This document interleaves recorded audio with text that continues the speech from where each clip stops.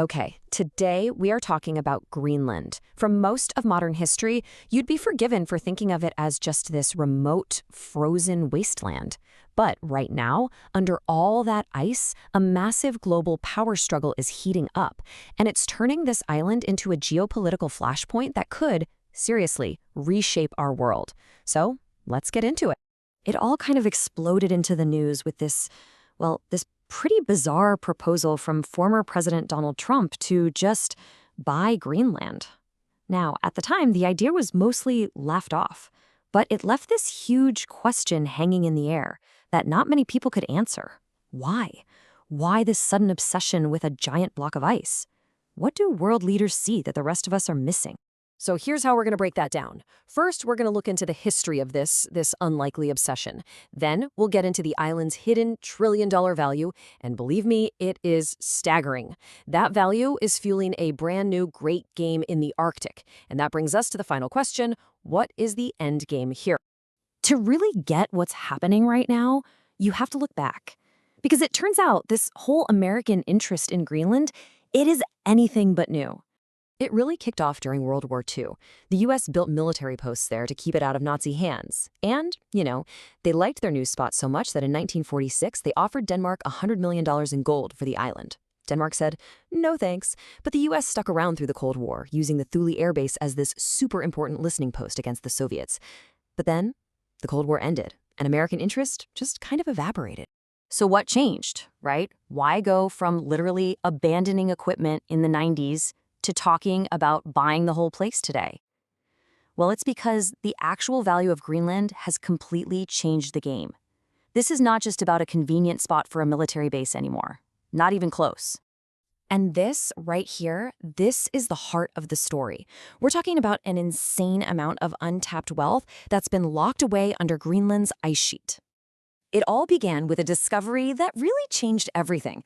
Back in 2008, the U.S. Geological Survey put out this absolutely startling estimate. Greenland could be sitting on more than 52 billion barrels of oil. Now, hold on, because that number, 52 billion barrels, is just massive. To give you some perspective, that is more than the entire proven oil reserves of the United States right now. Getting access to that could nearly double America's supply overnight. It would totally upend global energy politics. But, of course, there's a catch, and it's a big one. The government of Greenland, citing huge environmental risks, has flat-out banned all new oil and gas exploration. So you have this massive potential clashing directly with a drill baby drill mentality. The treasure is there, but the door is locked. But the oil? That's not even the whole story. Ironically, the very thing that threatens to destroy Greenland's environment, climate change, is also unlocking an even bigger economic price. You see, for centuries, the Arctic Ocean has been a frozen, impassable barrier. But the Arctic is warming up 4 times faster than the rest of the planet. And as that ice melts, legendary sea routes like the Northwest Passage are actually becoming navigable for huge cargo ships for the first time in human history. And the impact is just wow. A ship going from Asia to Europe could shave off up to 2 weeks from its journey. 2 weeks. The savings in time, fuel, and money could literally revolutionize global trade. And the nation that controls these new naval superhighways, with Greenland sitting right in the middle of them, well, that nation is going to wield enormous economic power. And as you can probably guess, the U.S. is not the only country that has put 2 and 2 together. This has kicked off a brand new great game, a high-stakes race for control of the Arctic. Look at Russia. They are aggressively building up military bases all along their northern coast. They even planted a Russian flag on the seabed right under the North Pole to stake their claim. And then you've got China. They've declared themselves a near-Arctic state, whatever that means, and are pouring billions into creating an Arctic Silk Road, even trying to build airports and ports right there in Greenland.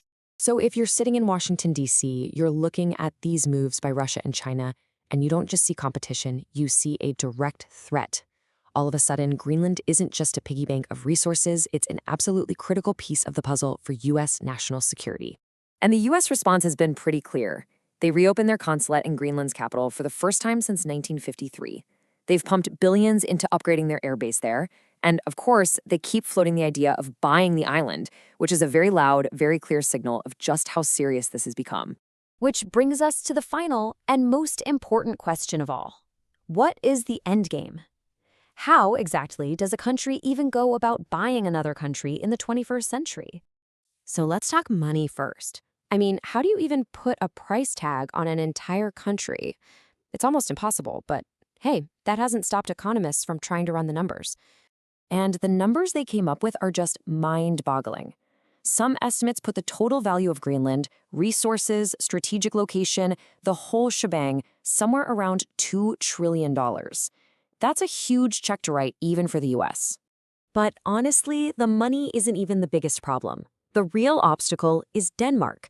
They have said, over and over, very firmly, that Greenland is not for sale. Period. In fact, they just dropped another $1.5 billion to beef up the island's defenses. That's a pretty clear message. Now, in the old days, the idea of a NATO country invading another NATO country would be insane. It's an absolute red line you just do not cross. But we're living in a different world now. When the White House was asked about it, their response was that all options remain on the table. That is a chilling statement. It suggests that while a forced takeover is still really unlikely, it's not totally off the table anymore.